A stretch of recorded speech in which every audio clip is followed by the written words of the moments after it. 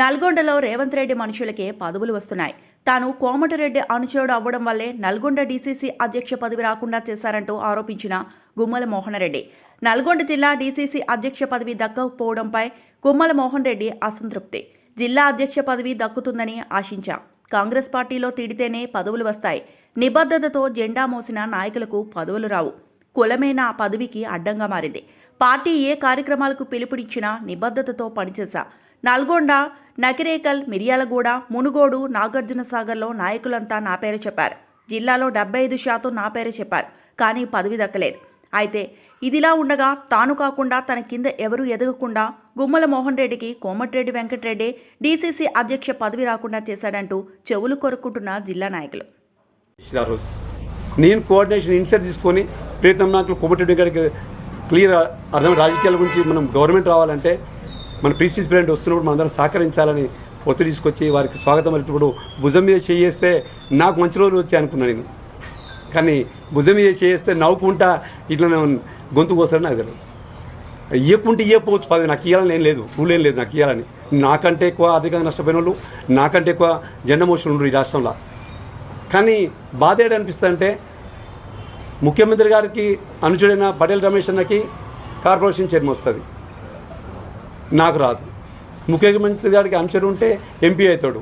చామల కిరణ్ అన్న నేను జిల్లా ప్రెసిడెంట్గా పోటీ పడ్డాం. ఆ రోజు జిల్లా ప్రెసిడెంట్ కిరణ్ అన్న రాలే, నాకు వచ్చింది. అదే కిరణ్ అన్న ఇవాళ ఎంపీ అయ్యాడు. ముఖ్యమంత్రి గారికి మన రవీంద్ర దగ్గర ఉండు, ఆయనకి ఎంపీ పోస్ట్ వచ్చింది. అంటే నాకేమనిపిస్తుంది అంటే నేను బూత్ స్థాయిలో పనిచేయడం అనేది కరెక్ట్ కాదని నాకు అనిపిస్తుంది.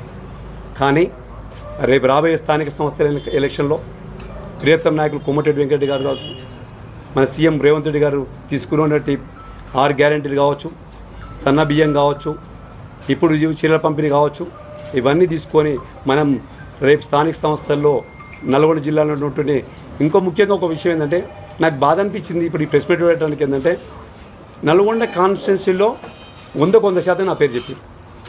పక్కన నకరెక్కల్లో నా పేరు చెప్పారు, మిర్యాలలో అని చెప్పారు, దేవరకొండ చెప్పారు, మునుగోడు చెప్పారు, సాగర్లో అయితే బహిరంగంగా చెప్పాడు. ఒక యువజన కాంగ్రెస్ మిత్రులు ఉండే వాళ్ళు చెప్పారు నాకు. గుమ్మల మోహన్ అయితే మంచికైనా చెడుగా నల్గొండ ఎట్టుకోవటం పనిచేస్తాడు, ఆయనకు అనుభవం ఉంది. కోమటిరెడ్డి వెంకట గారు మంత్రిగా అనుచరుడుగా పేరు ఉంది కాబట్టి ఇక్కడ ఉన్నటువంటి హాస్పిటల్ వాళ్ళు కానీ అధికారులు కానీ ఈజీగా అర్థమైతే వాళ్ళు బహిరంగంగా చెప్పడం జరిగింది. ఇంతమంది చెప్పినా కానీ మళ్ళీ ఇంత చెప్పుకున్నా కూలం అంటారు. నేను మీ అందరికి పెద్ద లీడర్లందరికీ ఒకటి చెప్తున్నా, ప్రజాప్రాయ సేకరణ లేకుండా మీరు చేస్తుంటే బాగుండేదేమో నా అభిప్రాయం చెప్తున్నా. నాలాగా వేరే జిల్లాలో కూడా అడిగిరోళ్ళు ఉంటారు, నాలాగా తెలంగాణ రాష్ట్రంలో మొత్తం డీసీబెంట్ పార్టీ కూడా కష్టపడాలనేటువంటి ఉంటారు. వాళ్ళందరూ నిరుత్సాహపడకుండా ఉండాలంటే మీరు ఒకసారి ఆలోచించి వాళ్ళకు కూడా అందరికీ న్యాయం చేసే విధంగా మీరు తీసుకోవాలని చెబుతున్నా. మంత్రివర్యులు కోమటిరెడ్డి వెంకట గారు తలుచుకుంటే నాకు 1.5 year కింద నాకు కార్పొరేషన్ డిక్లేర్ చేయడం జరిగింది. అందరి సమక్షంలో దాదాపు 2-3-4 వేల మంది సమక్షంలో పార్లమెంట్ ఎలక్షన్ చేయడం జరిగింది. 1.5 year ఇది. నా తర్వాత ఒక 20 మంది కార్పొరేషన్ పదవులు వచ్చినాయి.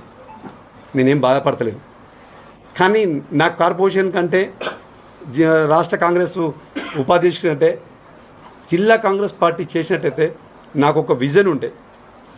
కాంగ్రెస్ పార్టీకి బూత్ స్థాయి నుంచి కనుక బలోపేతం చేస్తే మనం BLA బూత్ లెవెల్ ఆఫీసర్ ఉంటారు, మనం బూత్ లెవెల్ మనం ఏజెంట్ పెట్టుకొని BLA ఏజెంట్ పెట్టుకొని బూత్ లెవెల్ ఏజెంట్ పెట్టుకొని అలాగే బూత్ లెవెల్ ఆఫీసర్కి అటాచ్ చేసుకొని ఈ ఓటు చోరీ కార్యక్రమం తీసుకుంటారు రాహుల్ గాంధీ గారు. ఆ ఓటు చోరీ కార్యక్రమం ఎక్కడ జరుగుతుందంటే బూత్ లెవెల్లో జరుగుతుంది. దాన్ని పటిష్టంగా అమలు చేయాలన్న సిద్ధాంతం పెట్టుకొని దాన్ని ఏ విధంగా చేస్తే బాగుంటుందని ఒక ఐడియాలతో INTC, మహిళా కాంగ్రెస్, NSCI, యూత్ కాంగ్రెస్, అనుబంధ సంఘాలు అందరితో కలుపుకొని పార్టీని స్ట్రెంత్ చేయాలంటే నామమాత్రంగానే ఉన్నాయి. ఇప్పుడు వాళ్ళకి ఎంకరేజ్మెంట్ లేదు. వాళ్ళందరినీ తీసుకొని ఒక ఫార్ములా ప్రకారం పోదాన్ని నాకు ఉండే. ఇప్పుడు వచ్చిన వాళ్ళు కూడా చేస్తుండొచ్చు, అలాగే నేను అనుకున్న విధంగా వాళ్ళు కూడా ఐడియాలజీ ఉంది, వాళ్ళు కూడా చేశాను. కానీ ఇప్పుడు వచ్చిన వాళ్ళకి ఒక విజ్ఞప్తి చేస్తున్నా, ఇప్పుడు అయిన అధ్యక్షుడికి దయచేసి మీకు ఒకటి ప్రతిముఖం కోరుతున్నా, మీరు కలిసినప్పుడు కూడా చెప్పదలుచుకున్నా. గత 2 సంవత్సరాలకెళ్ళి అధికారం. మరిన్ని అప్డేట్స్ కోసం మా ఛానల్ని సబ్స్క్రైబ్ చేయండి.